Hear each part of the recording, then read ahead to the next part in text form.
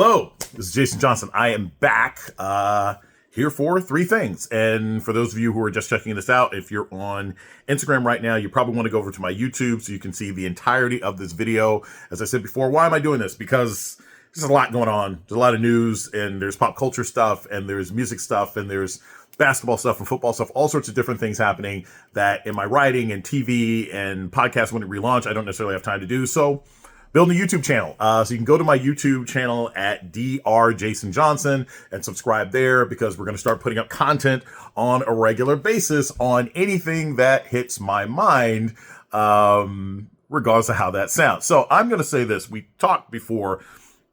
Three simple things that I think about any particular issue. And today, I have to say this. I have been trying to avoid this for a long time. I have been desperately trying to avoid this topic, but I can't now because it's been in the news, and it's been in the news too much. And that topic is Stephen A. Smith. Now, I'm going to start this off very simply. As a general rule, I don't talk about other broadcasters. I generally do not, unless they say something about me. I made a couple comments about Tucker Carlson because Tucker Carlson would literally put me in his show when he was on the air before he got fired. I always knew when I was on Tucker Carlson's show because I'd get all sorts of racist emails and attacks and things like that and threats. But generally speaking, I let other people do what they want to do. I don't get into it. And this is especially the case, I'll be perfectly honest, when you're talking about other black broadcasters for larger structural reasons. I just try to be very polite. I don't have to like what you're doing, but I don't have to get into it. But in the case of Stephen A. Smith, he keeps talking about how he's running for president. And I just, it has now moved from a joke and a stunt to something where Sunday talk shows are now discussing it. So I got three things, three things I'm going to say about that. One, why is this even being covered? I'm going to tell us why this is even being covered one way or another. Number two, I'm going to tell you why this is a terrible, ridiculous, foolish idea. And number three, how we should be responding to it, especially those people who are legitimately concerned about the future of this country and how things are working. So first and foremost, why is anybody talking about Stephen A. Smith running for president? Why? Why is this? Why did this magically start appearing a couple of months ago? Here's why it happened. And I say this as someone, I do not know Stephen A. Smith personally. I have never met this man in person. I have consumed a lot of his work. I know a lot of people who've worked with him. So I know what he is like as a coworker. And I interviewed him once like 10 years ago. So none of this is personal. This is merely me as a political analyst and making a clear comment on it. So why is this being covered? It's being covered because we're in a new silly season. Now, what's a new silly season? The silly season used to be when we had a functional democracy, which we don't anymore. We currently have a regime that literally kidnaps people and throws them in other countries and throws them in El Salvador with no explanation one way or another and doesn't bring them back. The silly season used to be the couple of months from like the end of a last election and maybe sometimes before you get to a primary. So there'd be all this discussion of like, is this person going to run? Are they running? Blah, blah, blah, blah, blah. And we call that the silly season because it's like every single person, folks, names that you wouldn't even think about, like Michael Avenatti. Like, you remember Michael Avenatti? Or television hosts or all sorts of random names would come up because you have political reporters in Washington, D.C. and New York in particular who were bored and they were looking for a beat. They had to find something. It's like, hey, I got the political beat. What do I write about in March in a non-election year? Oh, okay. We'll start writing about this person running for office. Well, now we're kind of in a different situation, right? The silly season has changed because the Democratic Party is in a lot of disarray. A lot of people don't want to write about the fact that our democracy has been dismantled every day. So, hey, let's go find something interesting. Aha! Stephen A. Smith. He's well known. He's been mocked on Saturday Night Live. He's on 88% of the programming on ESPN every day. He must be prominent. And I say this because this is very important to understand. There is a very clear racial component of this. Stephen A. Smith is a black person that most white people know of. And so there is an assumption all too often that a prominent black person that white people know of, even white journalists, they assume, oh, he must be influential in the black community. And if he's influential in the black community, of course, that makes him a worthwhile Democrat or something else like that. So that's why he's being covered, because he's somebody that people have heard of. And he's mentioned that he has an interest in politics. And so you have a bunch of bored and not particularly tapped in journalists in Washington, D.C. and in New York who are discussing this man.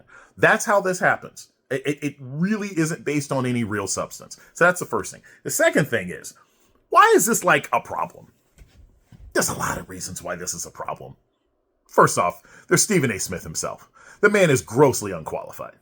Now, I'm not saying that in comparison to Donald Trump, because on some levels, Trump might actually be more qualified than Stephen A. Smith, and that's not saying much.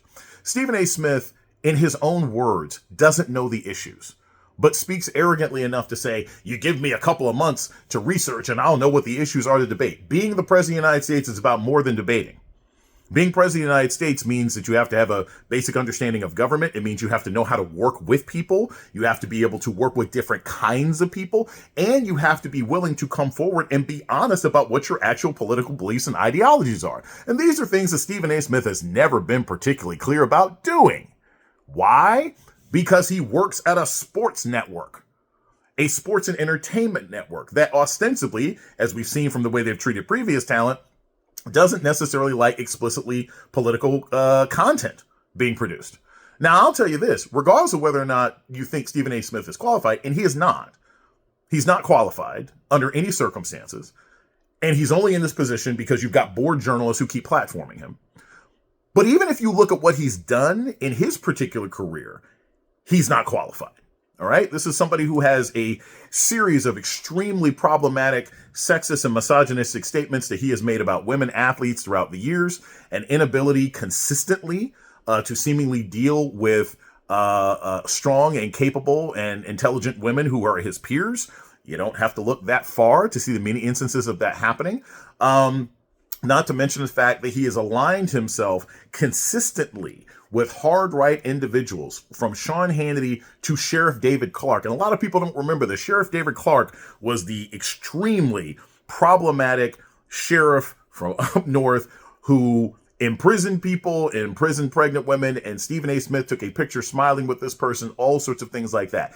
If you like people who are undercover MAGA, who try to masquerade as bootstrap Republican black people, then maybe Stephen A. Smith is the candidate for you. But if you actually care about a functioning democracy in this country, you would probably say the guy's not that qualified. And here's the thing. In his own words, and this is why I say it's problematic, he seems to think that because he's a good debater, that would make him a qualified or interesting candidate. And let's be honest, he's not a good debater. He's not. He's not. A good debater, Pete Buttigieg, is a good debater. Michael Wilbon is a good debater. Stephen A. Smith is the most powerful man at a 24-hour cable network who we have seen consistently when he faces debates, it's about sports, so it's not like there's an objective truth being talked about. When he faces debates against individuals who disagree with him or prove him wrong, suddenly you don't see them on the channel very much. So his greatest claim to his qualification for the job is the ability to hear a bunch of different issues and battle back and forth with people, and he don't do a good job of that at all. I'm not saying it's not entertaining. I'm not saying he doesn't have a right to do it.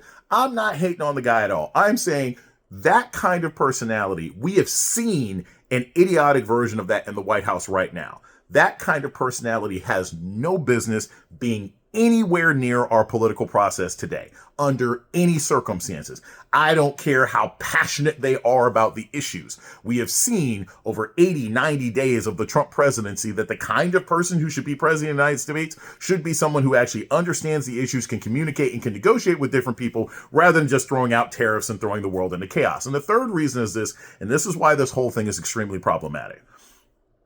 It is an indictment of our political system that anybody in the press is giving this man airtime to discuss these issues.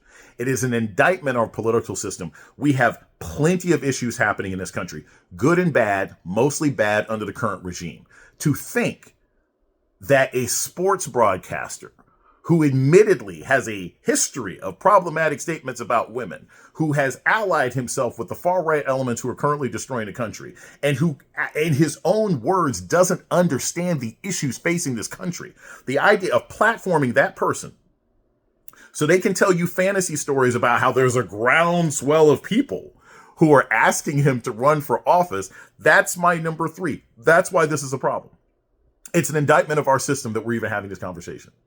The president of the United States needs to be somebody who's qualified. The president of the United States needs to be somebody who connects with regular people. The president of the United States needs to be somebody who is aware of the issues and has a lifetime of service. None of those things apply to him. And the idea of treating the presidency like The Apprentice, the idea of going back to this silly season, the idea of any reporter, any journalist saying, hey, this is a prominent African-American man on television who a lot of people know who says he's got political interests, so I guess we should give him the time of day. That's an embarrassment. It really is.